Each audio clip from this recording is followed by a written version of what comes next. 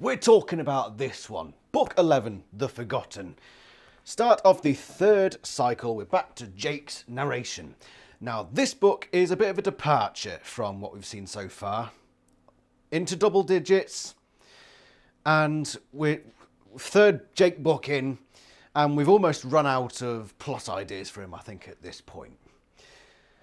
In this one, there is no message, because every other book so far, apart from perhaps the first one, has had a sort of, I learned something today moment. This one doesn't. It doesn't even try. It doesn't even try to pretend. Which, you know, that's fair. You know, if it's not written to do that, then, you know, it's not for that purpose. The reason for this book is to give Jake an opportunity to find out how shit he is at leadership. For this whole review series, I have been judging Jake based on his leadership skills. And this book is basically Animorphs, the series, agreeing with me. And just pointing out everywhere where Jake has fucked up.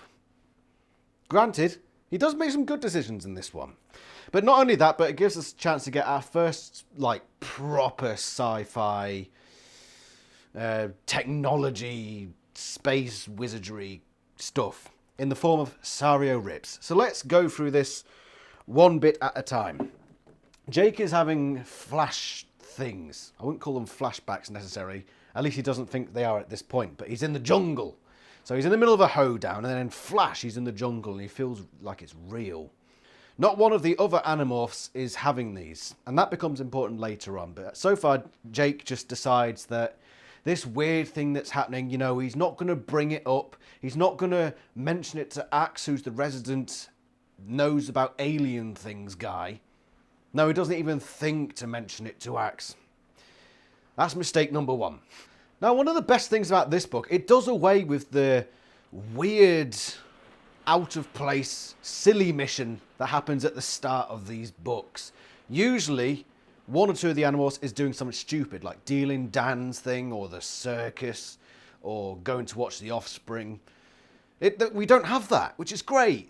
So we're missing two vital Animorphs ingredients so far. We're missing the stupid storyline at the start, and we're missing the, oh, I've learned something today message at the end. So, yeah, this is quite a departure from what we usually get, and it's a breath of fresh air.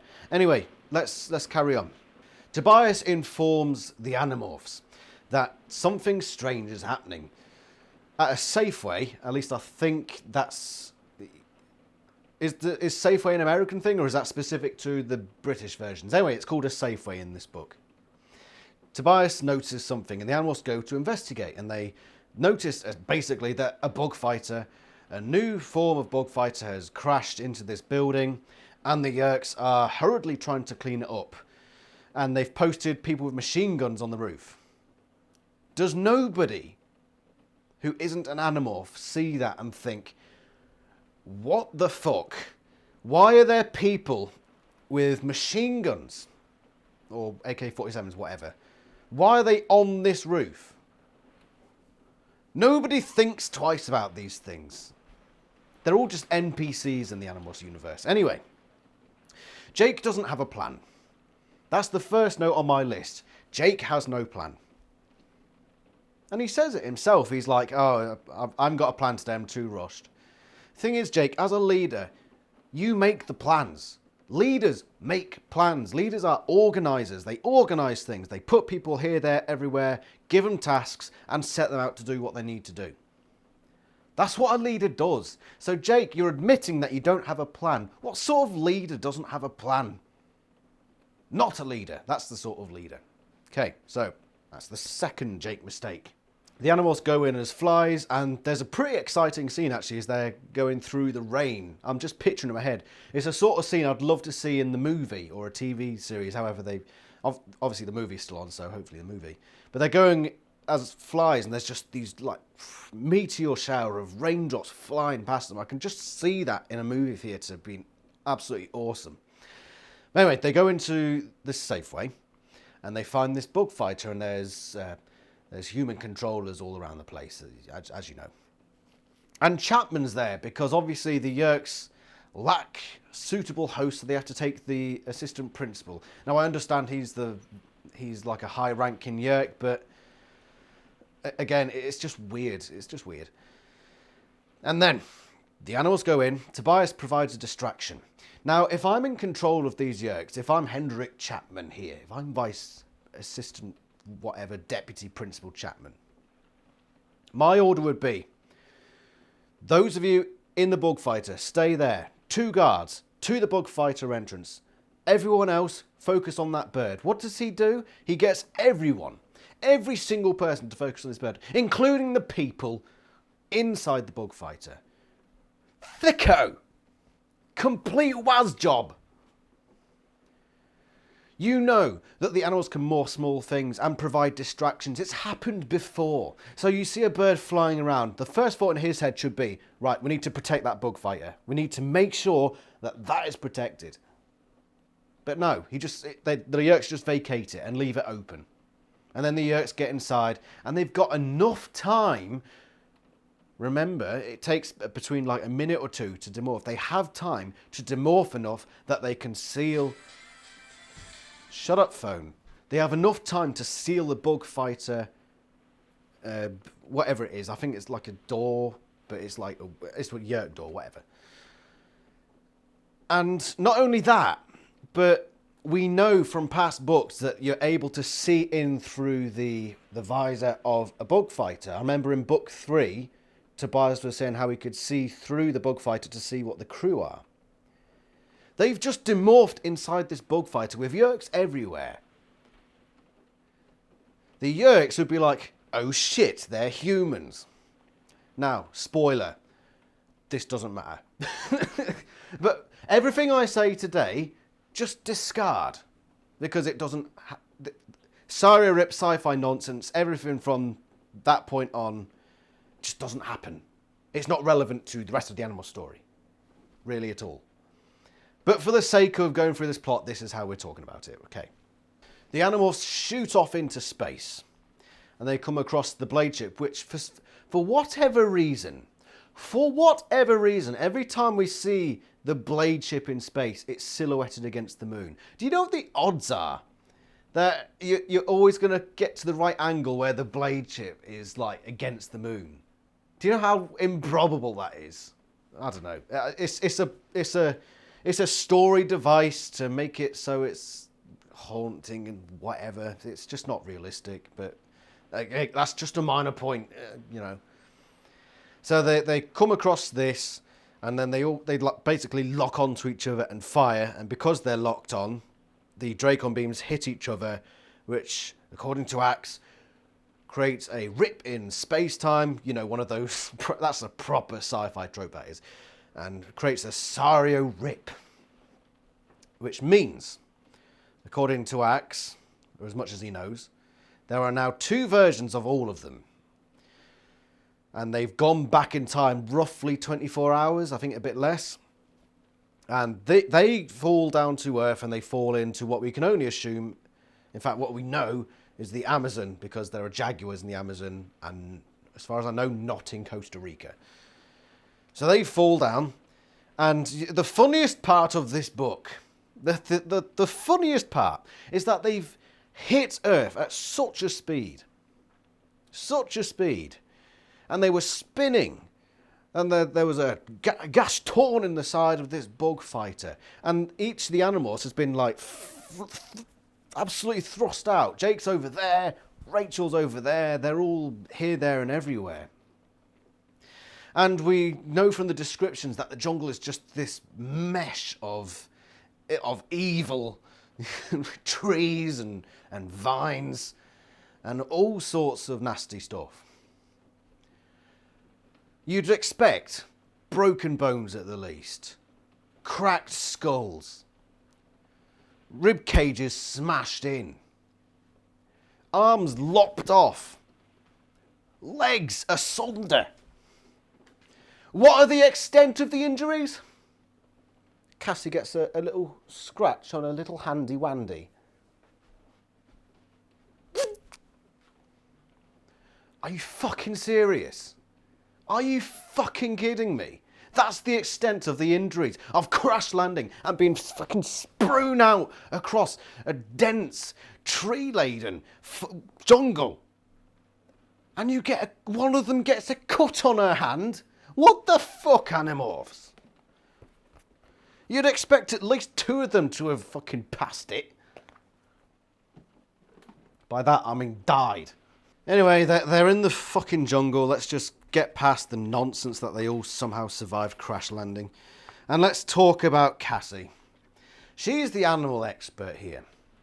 Or supposed to be animal expert. And there was a part that triggered me here. And it's on page... Well, it's halfway between 76 and 77. But the animal expert who works with snakes calls them poisonous. The rainforest is full of poisonous snakes, poisonous insects, poisonous plants, and poisonous frogs. Which is all terrible news if you plan to go around shoving everything you find in your fucking mouth. Cassie, you don't get poisonous snakes. You get venomous snakes. Granted, there's like 1 or 2 species on the globe that, if eaten, will poison you. But it's called venom, my dear. You're supposed to be the animal expert. And I'm triggered because I have a master's in herpetology. I actually studied snake venom. So I'm Cassie. And just while we're on the topic of Cassie's awful animal knowledge, later on we meet a jaguar. And she says the line, "I don't think they eat prey your size." Fuck. What? Cassie? Jaguars, right? What is their natural prey? It's things like tapirs. Big honking pig hippos. Pig hippo elephants. Man-bear pig. And that's roughly the size of your average frickin' teenager. At least if they were stood on all 4s. Cassie! You've got a fucking jaguar in front of you and you're like, oh, it's no problem for us. Fuck! So the animals are discussing how this all happened, what's going on, and Axe talks about the Sario Rip. And then it turns out that while he's being taught this in school, yes, because Andalites learn about rips and space-time continuum in school, as much as we learn, like, I don't know, art and design, they're sat there doing space-time continuum shit. We find that instead of concentrating in class, Axe had his eyes set on some fine ass. Yes, that was a rhyme. I did poetry. He was staring at some girl's ass instead of actually paying attention to what was going on in the school. Okay, Axe. Fair. I mean, we all do it, you know. I remember. Yeah, whatever. So they almost have to figure out what they're doing. Jake says to Tobias, you go survey. You go do this. Then Tobias goes up. Next thing we know, Tobias is sat back down next to them while some guy's throwing a spear at Jake. And that's in the space of like 2 paragraphs apart. And you think, what the fuck? Either the writers forgot that they wrote that bit, or Tobias is just a dick. And he goes up and then thinks, oh, fuck this. And goes back and stops watching. And Jake almost gets killed for it. Insubordination, Tobias. Do what your leader tells you. Especially when you're in the middle of a fucking jungle and you have no idea what's going on. And continuing on the subject of Tobias being a bit of a dick, let's talk about what happens next. They find the bug fighter. Tobias notes that there's like a horde of Hawkbajir and human controllers coming their way. And he says, oh, they're going to be in a few minutes. So Jake comes to the decision of, right, we need to disable this bug fighter so they can't do anything with it because that could be our only form of escape, which is good. I mean, there are mistakes here, but the premise of what Jake is saying there is correct. The priority is keeping that bug fighter as a chance to get home. Then you have to disable it so that your enemy cannot use it. So he sets Axe on a task to remove some sort of computer gizmo, a MacGuffin. And the problem is then, though, that instead of sort of going back into the bushes, going into Battlemorph as backup just in case Axe gets into trouble, he says, Let's just fucking wander off. Just fucking wander off. They don't even morph. They just trudge through the bushes away from Axe, saying, oh, I hope he's going to be all right. You remember that Axe bloke? Yeah. No, Jake, you at least keep an eye on him. Just basically abandoned Axe and left him on his own. So he's had a good idea, but his execution was poor. But anyway, the Tobias thing. Tobias apparently is a bit snide here. They're after him, Tobias called down from above. Axe has 6 Hawk Bajir on his tail. You happy now, Jake? Wow. Jake is, for all his faults as a leader, he's trying to do the leaderly thing. And Tobias is just like, well, fuck you. I don't like this decision. How do you feel that you've made me sad? Fuck you, Tobias. Remember, this is the guy that grasses on everyone. Oh, please keep this secret from me, Tobias. Fuck that. Yeah, I'll keep the secret. Oi, you fucking... That's Tobias. He's a cock. He really is. I don't like Tobias much anymore. He's just such a snide little shit.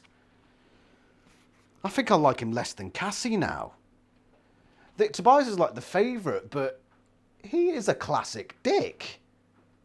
Honestly. And all through this part, I've got one thought on my mind. Why don't they just morph birds? Go above the trees. You know that the Yerks are nearby. Just fly away.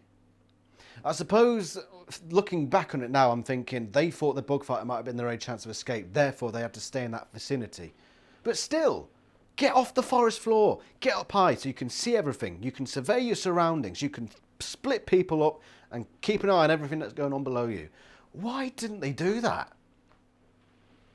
You could say, oh, the Yerks would have spotted them, but even they're saying when they're walking through these woods, all you can see is green. You can't see past the trees. Not really. Just fly up there. Fly a mile up so they couldn't make you out even if they tried. That's what I would do. They then get into a fight as they're trying to save Axe. Rachel goes into Grizzly, Jake into Tiger, and the other two into Wolves. And they split up because Jake doesn't have a plan again. To be fair, he was rushed, but he tried to get the best of both worlds and came out with the best of no worlds, essentially. And he gets split up from Rachel. He doesn't get back to Axe. Rachel gets attacked, takes out a few of the Hawk Bajir, but herself, she lands on an ant's nest. And these are vicious ants. Jake comes up with a rather splendid idea. Going back to book 5? Book 5 of the ants. And he uses that to his advantage and makes the ants fight each other. And I thought, spot on. Absolutely spot on. There's not much else you can do. See your surroundings, see what solutions you come up with, and implement that. Good work. None of the others helped. Jake and Marco and Cassie just sort of stood there thinking, stop doing things, Jake. I think Marco at one point says, stop torching her. Fucking fuck off, Marco. You see what's going on here. No, that was good work from Jake. And then they, for whatever reason, they flash forward in time. It was a really weird bit. No one can stand that. Get off me. Oh no. Oh, they're in my... Suddenly, there was no more green. A muddy stream. I leapt for the water. Paloosh! And I thought, eh? Did they travel forward in time? That's not what the Sario Rip does. What? That was just so jarring. That's poorly written. And then they decide that they all hate the rainforest. And Cassie says nothing. She's like, yeah, all right, fair. We all hate it now. Then something that annoyed me. They come across an Amazonian tribe, essentially. You get the Amazon tribes. And they speak what they imagine to be either Portuguese or Spanish. We'll just say for the sake of argument it's Spanish. I think, no, let's go for Portuguese. I do believe Brazilians speak Portuguese. And they're trying to communicate. And it's sort of going well. But I thought to myself, why is Axe not able to speak Portuguese? Why is it that he's able to speak fluent American or English, but he can't understand Portuguese? What sort of technology is it that these Andalites have?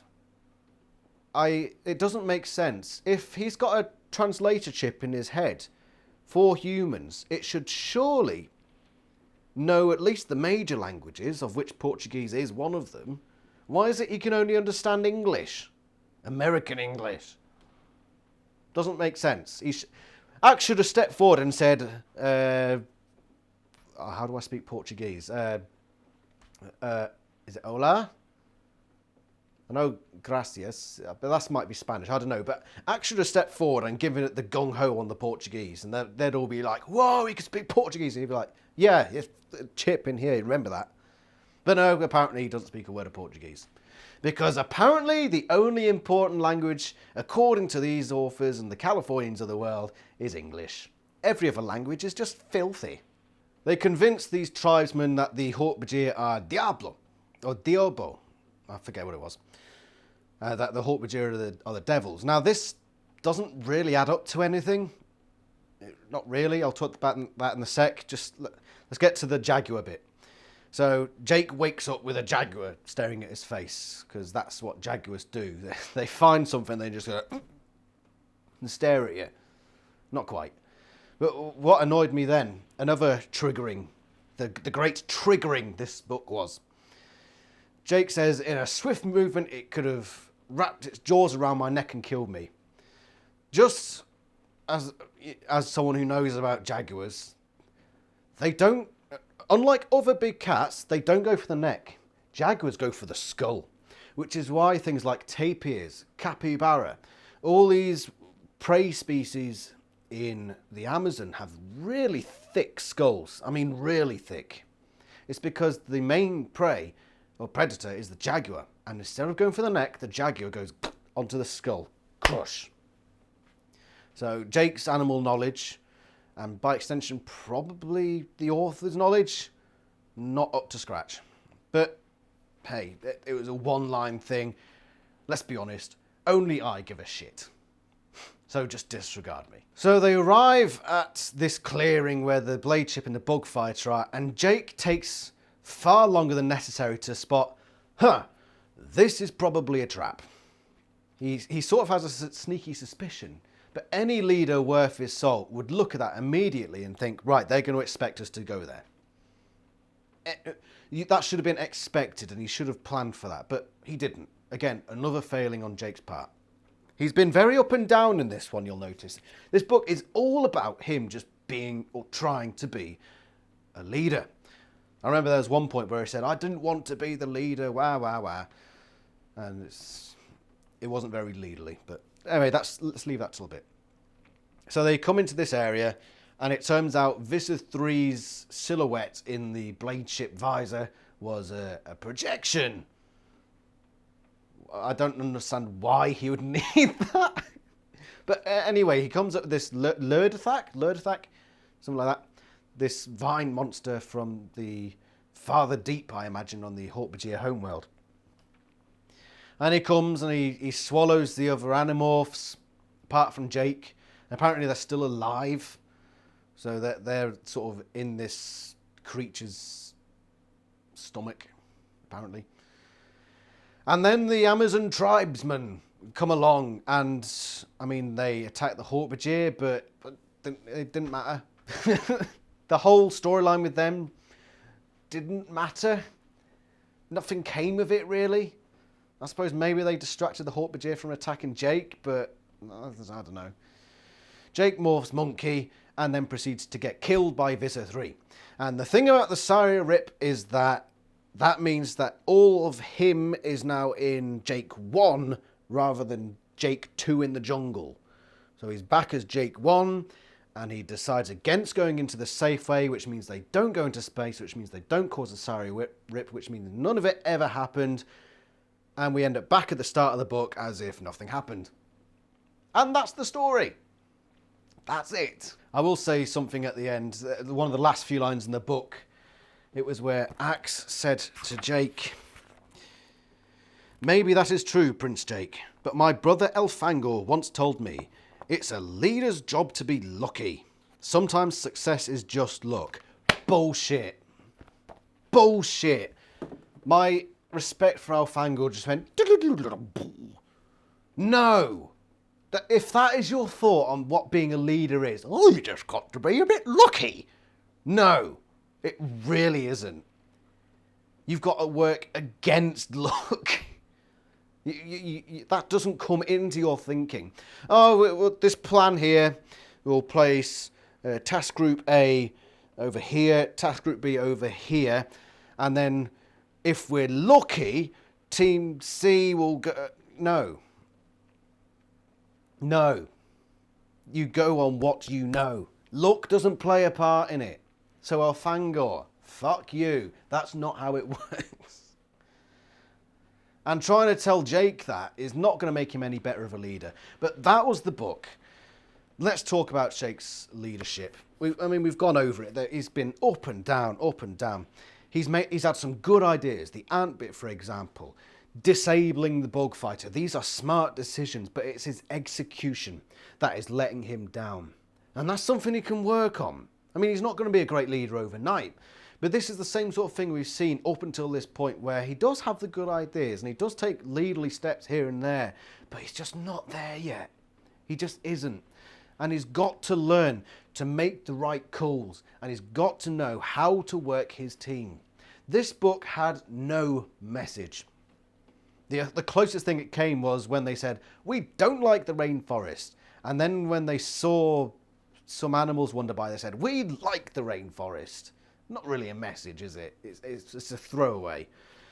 This book was about introducing some sci-fi magicry and showing us Jake in a tricky spot trying to be a leader. That's all this book is. That's all it is. Never... It's exciting, I will say. The book itself is a good read. And I was pleasantly surprised. I was going into this thinking, I don't really remember much of this. I'm thinking 5 or 6 out of 10. No, this book is an 8. This is an 8 out of 10. There's your score, 8 out of 10, because it was exciting. It had sci-fi shenanigans and the characters were all acting like they should be. Granted, there was some shit, like the part where Cassie got a cut on her hand from being fucking thrust into a field of trees. Yeah, with all that stuff, it's an 8. It's a nice solid 8. It's not a great 8.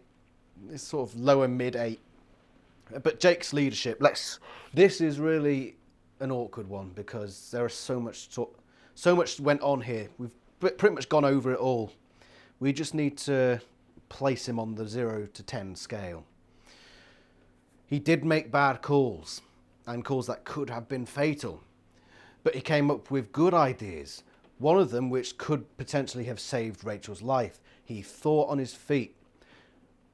But that's not necessarily being a leader.